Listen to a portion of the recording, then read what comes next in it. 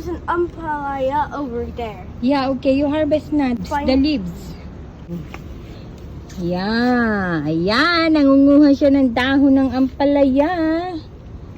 Lalahok namin sa munggo. This one.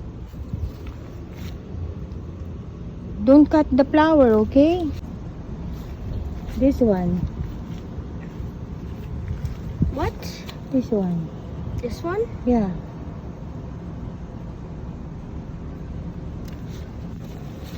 You see, small bunga. Oh, it's gonna be fruit. This one? Yeah. Be careful. You cut the flower. Ayan, tapos nang manguhay. Lalahok sa munggo. Ayan na ang aking munggo. Lalagay na natin ang dahon ng ampalaya. Luto na to pag nailagay na lahat ang dahon ng ampalaya.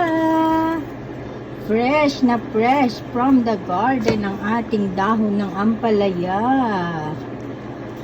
Lahok niya sa munggo. Sustansya to, lalo na kung may ano ka, mataas ang sugar. Gamot to sa matataas ang sugar. Dapat kakain ng ampalaya.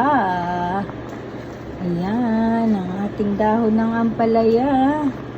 Sariwang sariwa. Ayan.